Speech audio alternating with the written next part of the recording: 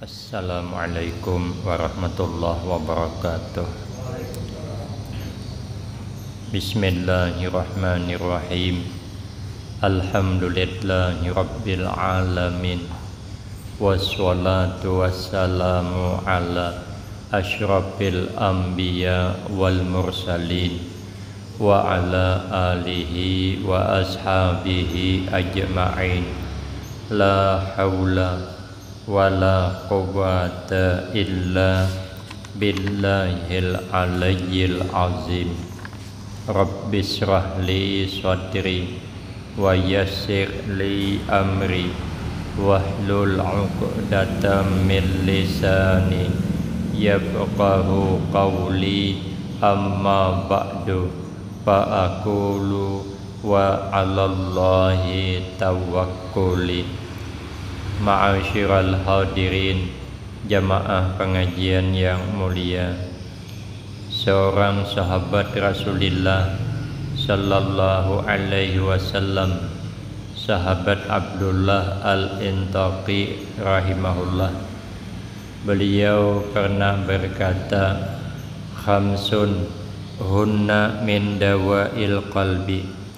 Ada 5 macam perkara yang dapat dijadikan obat hati agar kita tidak kena penyakit hati yang berkepanjangan, penyakit hati yang membahayakan.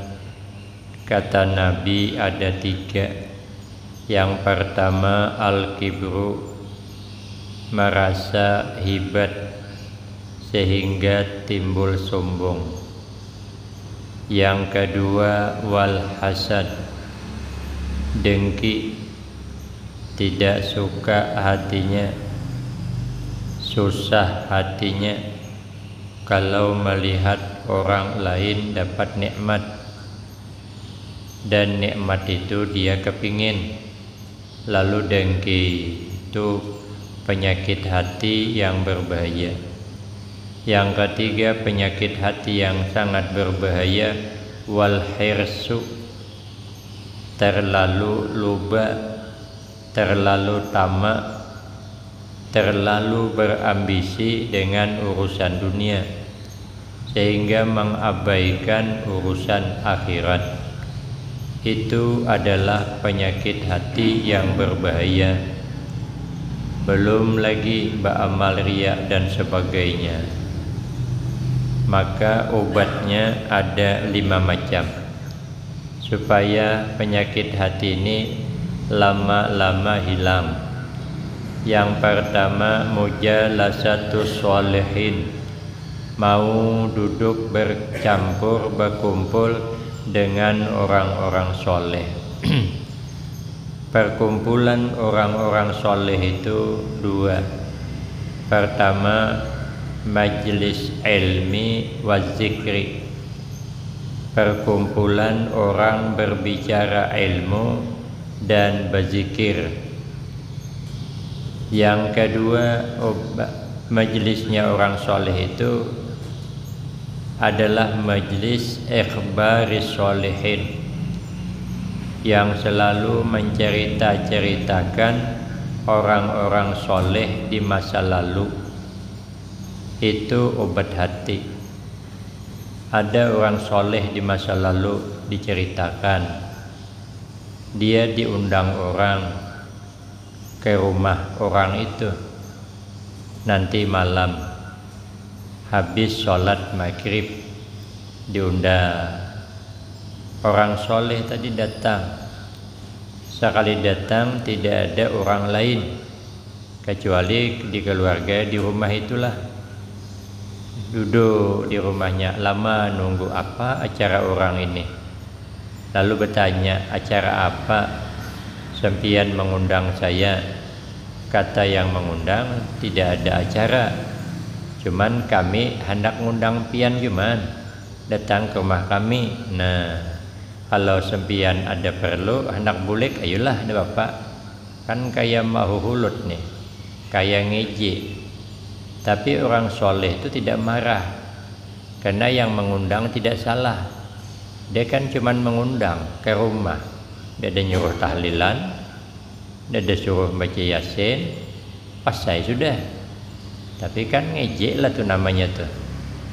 Malam besok ngundang lagi, datang lagi orang soleh tadi, sama dengan malam semalam. Lalu bertanya, acara apa pula malam ini? Tidak ada acara, cuman hendak mau undang cuman.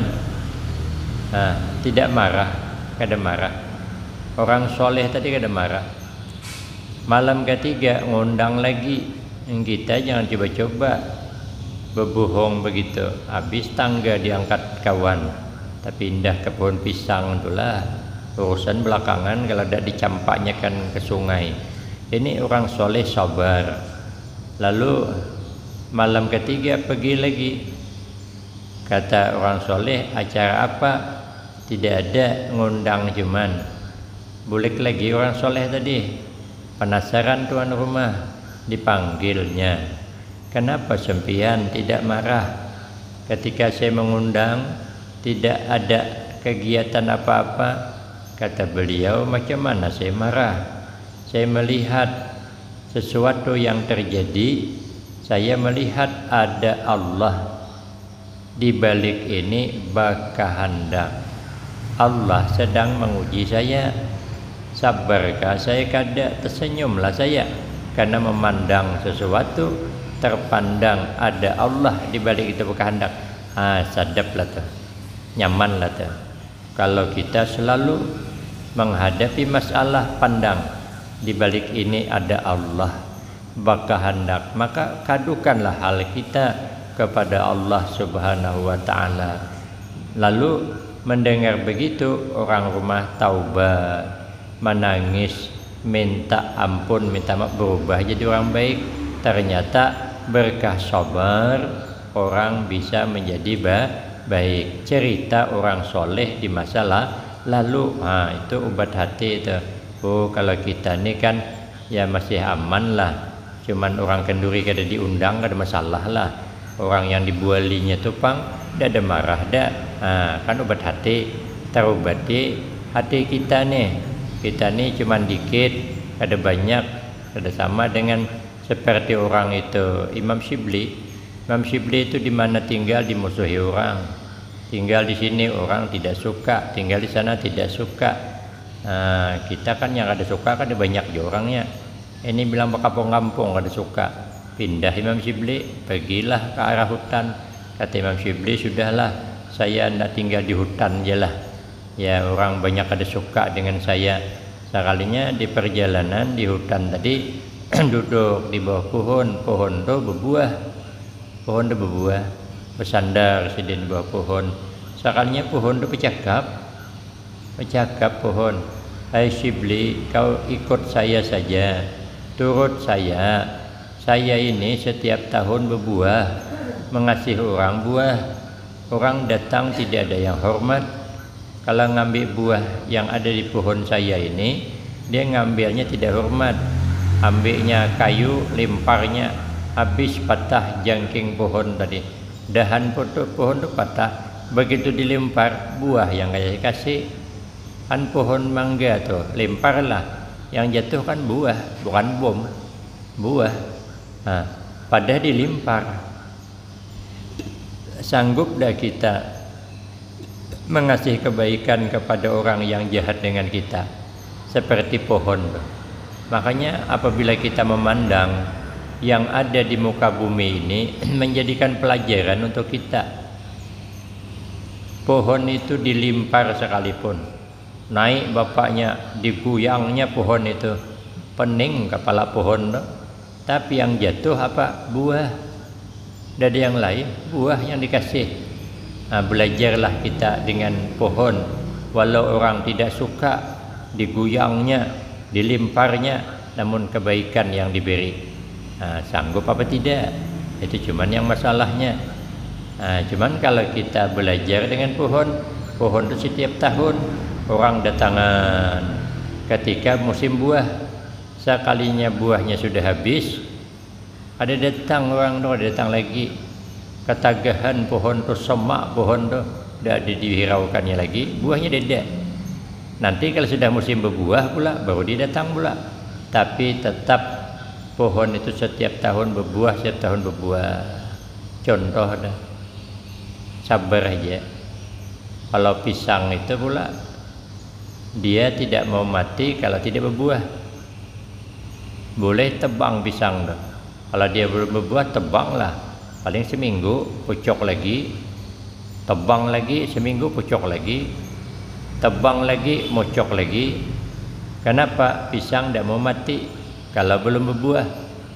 Wala tamutunna illa wa antum muslimun. Kita boleh mati tapi tetap dalam keadaan orang muslim. Jangan mati sebelum berbuat baik, sebelum beramal. Pisang tidak mau mati dia kalau kada berbuah. Tapi kalau dia sudah berbuah, tebanglah pisang dah. 5 tahun kada berpucuk lagi. Pisang itu berbuah, tebang, tidak ada lagi dia berpucuk. Tapi kalau belum berbuah, tebang, pucuk lagi. Nah, artinya apa? Kita ini selalulah berbuat baik kepada semua orang. Nah, itu kabar orang soleh. Maka kita menjadi orang baik. Akhirnya Imam Syibli bulik, kada jadi masuk hutan, tidak jadi. Biarlah orang tidak suka, tidak apa-apa, tidak apa-apa. Akhirnya pula bersama muridnya. Begitu pulang bersama muridnya, Imam Syibli ini ingin menyeberang jambatan. Jambatannya kecil. Di kampung-kampung kan jambatan kecil. Imam Syibli hendak nyeberang jambatan. Sekalinya ada anjing dari seberang sana hendak nyeberang juga. Kan bakal terjumpa di ketitian dah. Bakal terjumpa di jambatan. Kalau beliau Imam Syibli langsung, anjing langsung terjumpa di jambatan dah. Jambatan tu kecil. Kasihan anjing, buka nanti lari dia. Kalau Imam Syibli naik, anjing lari. Maka Imam Syibli bertahan, tidak mau melanjutkan menyeberang jambatan. Tunggunya anjing nyeberang dulu. Sudah anjing nyeberang, baru Imam Syibli nyeberang. Kata muridnya, Tuan Guru, kenapa kita mengalah dengan anjing? Anjing kan makhluk anjing, masa kita mengalah dengan anjing? Kata Imam Syibli, kita mengalah dengan anjing karena anjing itu punya kelebihan. Kalau di dalam kitab Kasyifatus saja halaman 41, jangan salah, kelebihan anjing itu ada 12 macam. Kalau saya terangkan sampai petang tidak selesai. Kenapa? Sebab kitabnya sudah tinggal. Aku ada hafal. Ada kawan nerang, ada hafal apa yang terangkan. 12 kelebihan anjing. Satu diantaranya sifat tawakalnya tinggi. Berserah diri dengan Allah tinggi. Anjing itu tidur di bawah jerembah, dia tidak takut dah. Kalau nanti digigit ular dah, karena dia tahu sudah Allah yang menghendaki apa yang terjadi. Walau tidur di bawah jerembah, tidak masalah. Ular tidak menggigit kalau Allah tidak izinkan. Tawakalnya tinggi. Anjing dah. Anjing itu begitu tawakalnya tinggi, kalau dia berjalan ke kampung sebelah, tidak ada bawa bekal dia. Pernah ada kita melihat anjing menyebelah kampung membawa nasi bungkus. Malah kita yang bawa nasi bungkus, tolak maulid balik nasi bungkus. Anjing pergi ke kebun balik bawa nasi bungkus, dah kosong. Apa yang dimakan untuk besok? Allah yang ngasih makan. Dah ada makan untuk besok anjing dah. Tawakal dia tinggi, dia tawakalnya. Kalah kita. Anjing itu dia punya sifat pengabdian yang tinggi. Sekalipun tidak dikasih makan, anjing itu tetap dia mengabdi dengan tuannya. Jangan coba-coba malam-malam kita ke rumah orang tuh, kalau ada dikejar anjing, habis dia tuh ke sungai lari, padahal tak dikasih makan. Dia siap menjaga majikannya. Nah, kemudian anjing itu setiap malam dia berjaga, jadi tidur. Nah, itu orang yang selalu berjaga malam, itu minda bisolehin. Itu adalah kata Nabi kebiasaan orang-orang soleh. Nah, kita alhamdulillah lah kalau bulan Ramadan ini bangun malam luar biasa lah. Hampir semuanya lah kita bangun. Nah, itu anjing dia tidak mau tidur malam dia. Apa tugasnya? Menjaga rumah majikannya. Nah, kita ini juga malam-malam jangan tidur. Apa tugas kita? Menjaga rahmat Allah turun. Karena di pertengahan malam rahmat Allah banyak turun untuk kita hambanya. Lalu bermalam-malamlah kita menjaga rahmat Allah. Anjing semalaman menjaga rumah majikannya. Itu kebiasaan orang soleh. Itu kalau bisa begitu, nanti tadkhulunal jannata bisalam. Kata Nabi, bisa masuk surga dengan selamat. Nabi bersabda, ya ayyuhan nas absus salam wasilul arham wa at'imut ta'am wa sallu bil lail wan nasu niyam tadkhulunal jannata bisalam. Kata Nabi, hai sekalian umat manusia, absus salam, sebarkan olehmu akan ucapan salam. Kalau ketemu kawan, dikenal kah tidakkah, assalamualaikum tadi tuh, hebat tuh. Masing-masing punya kelebihan. Kita tidak sanggup kayak gitu, tidak sanggup kita. Ya, tidak sanggup kita. Sanggup tidak seperti beliau tadi. Assalamualaikum, waalaikumsalam. Ketemu di mana? Assalamualaikum. Lah Nabi nyuruh. Kita kan dapat gawi itu. Berarti kita tidak hebat daripada dia. Hebatnya salam terus 10 kali bersalaman. Assalamualaikum, waalaikumsalam. Assalamualaikum, waalaikumsalam. Itu memang Nabi nyuruh, alim juga. Jadi kita biarlah dia. Assalamualaikum enggak apa. Memang Nabi nyuruh sebarkan salam. Salam itu kan ucapan selamat. Nah, ucapan selamat bagus kata ayah. Sama dengan Mbah Yusufi gitu juga. Kalau orang ngasih salam, kita jawab lebihkan. Kalau orang ngasih salam assalamualaikum, kita jawab waalaikumsalam warahmatullah. Kalau orang ngasih salam assalamualaikum warahmatullah, kita lebihkan waalaikumsalam warahmatullah wabarakatuh lebihnya. Kalau orang ngasih salam sampai wabarakatuh, assalamualaikum wabarakatuh warahmatullah wabarakatuh, kita jawab lebihkan lagi waalaikumsalam warahmatullah wabarakatuh wa maghfiratuh. Itu ayah gitu, Suki gitu juga. Kalau orang ngasih salam assalamualaikum warahmatullah wabarakatuh wa maghfiratuh, kita jawab lebihkan lagi waalaikumsalam warahmatullah wabarakatuh wa maghfiratuh wa ridwanuh. Kalau orang ngasih salam dihabiskannya assalamualaikum warahmatullahi wabarakatuh wa maghfiratuh wa ridwanuh, terpaksalah kita jawab waalaikumsalam warahmatullahi wabarakatuh wa maghfiratuh wa ridwanuh wa habistuh. Nah, itu tambahanku untuk adik ayah ada. Ayah sampai itu cuman. Artinya apa? Kalau orang berbuat baik, kita membalas paling kurang sama. Kalau tidaklah lebih, tidak lebih dia bisa karena sudah dihabiskannya. Sama ngasih salam tuh sunat kifayah, menjawabnya fardu kifayah. Mana ganal pahalanya? Ganal memberi salam daripada menjawab salam. Inilah gawi, ganal pahala sunat daripada pahala wajib. Menjawab wajib, memberi sunat ternyata besar pahala sunat daripada wajib di bidang salam. Yang kedua, wasilul arham, pererat tali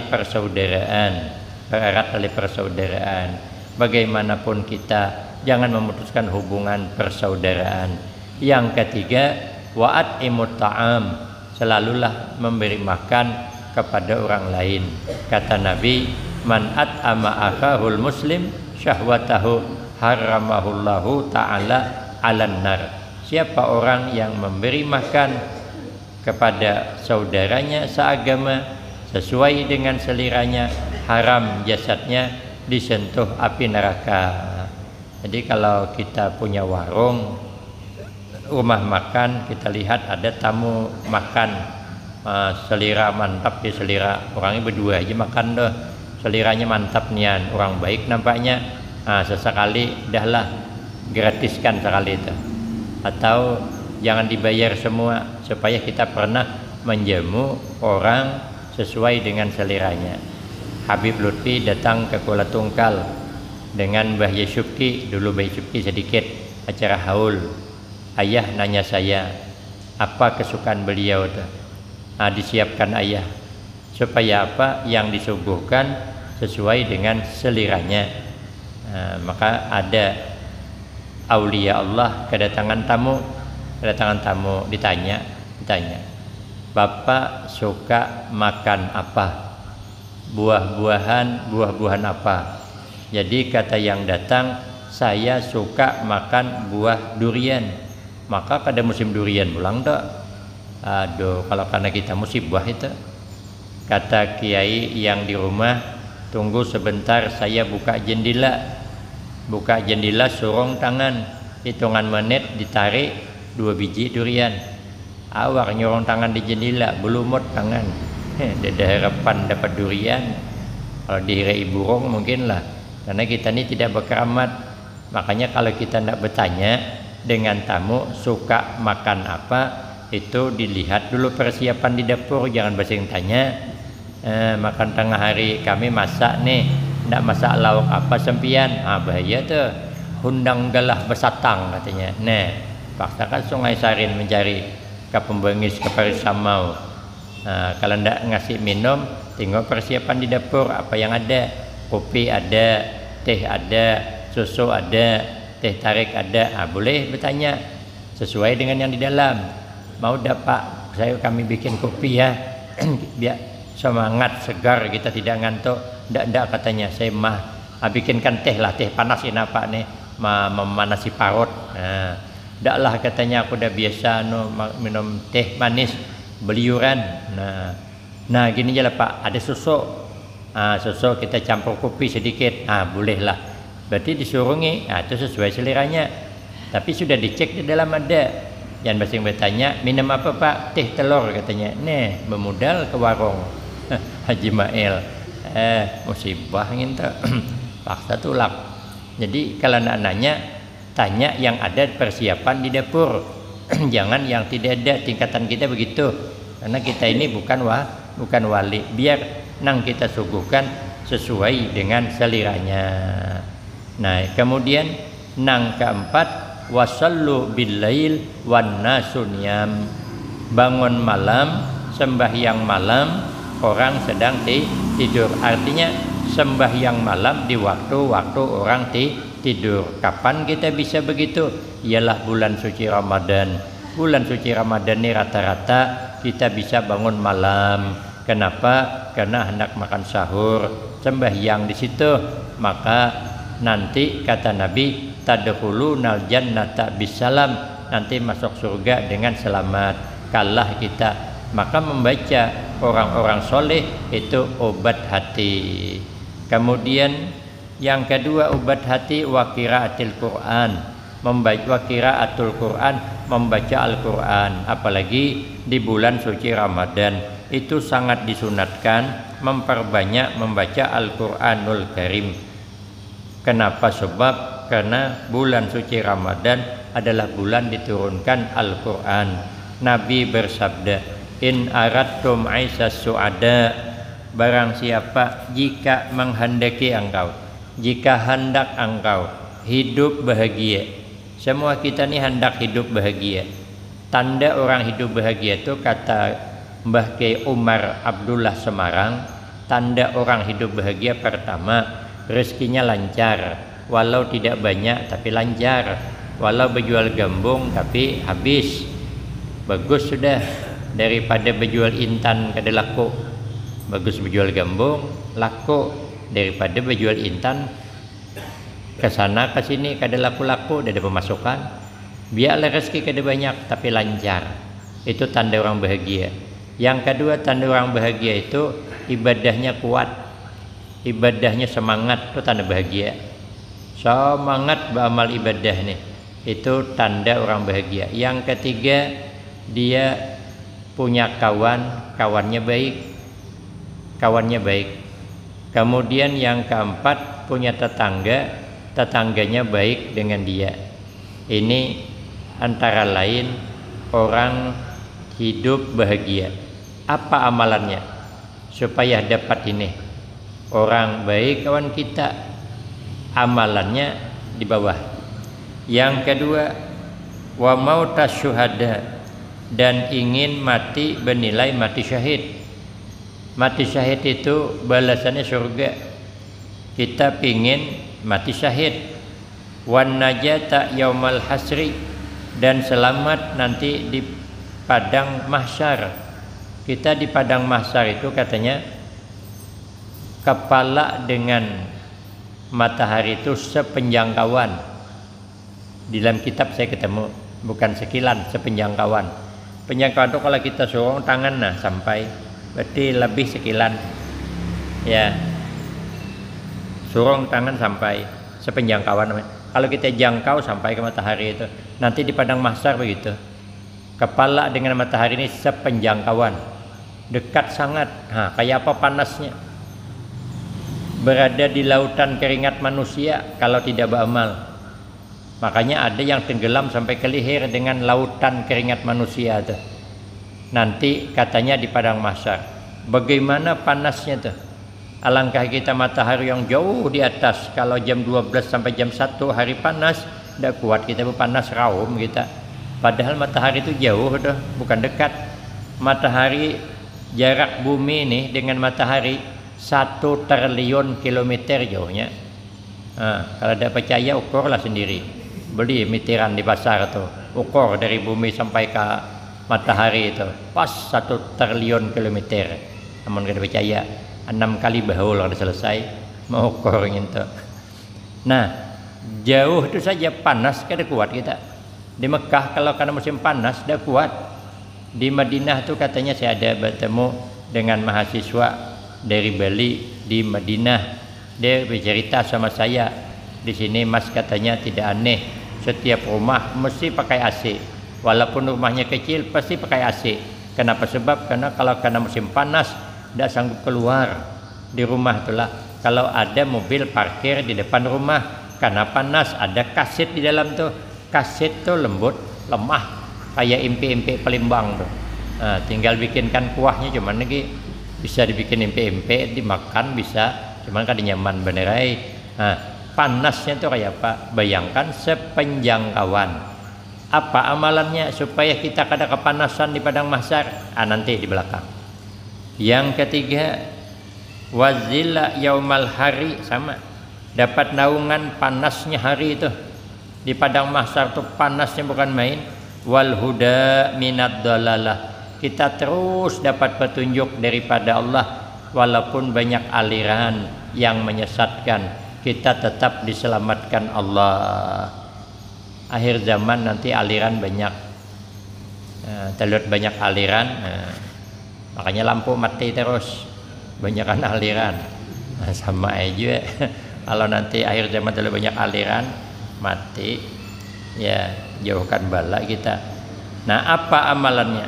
Pada wimu qiraatul Quran, maka teruslah olehmu, kekali olehmu akan membaca Al-Quran. Itu amalannya. Amun hendak hidup bahagia, baca Al-Quran. Hendak selamat di padang mahsyar, baca Al-Quran. Hendak dapat naungan panasnya di padang mahsyar, baca Al-Quran. Hendak selamat ketika banyak aliran yang menyesatkan, baca Al-Quran. Kenapa ini? Fa innahu kalamur rahman, maka bahwasanya Al-Quran adalah kalamnya Allah yang bersifat rahman. Wa hisnun hasin minasyaitan, Al-Quran adalah benteng yang kokoh daripada syaitan, agar kita ini jangan terpedaya oleh syaitan.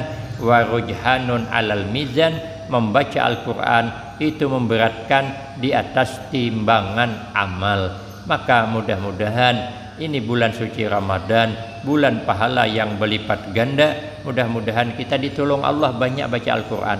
Imam Syafi'i itu kalau bulan Ramadan 30 kali khatam Al-Quran siang, 30 kali malam, berarti 60 kali khatam sebulan. Tapi kalau Imam Ali Al-Mursifi mantap lagi, dalam kitab Sirajul Qari, Imam Ali Al-Mursifi setiap malam mengkhatamkan Al-Quran 60 kali. Setiap malam 60 kali khatam. Dalam kitab Sirajul Qari namanya Imam Ali Al-Mursipi. Saya terbaca itu waktu mondok.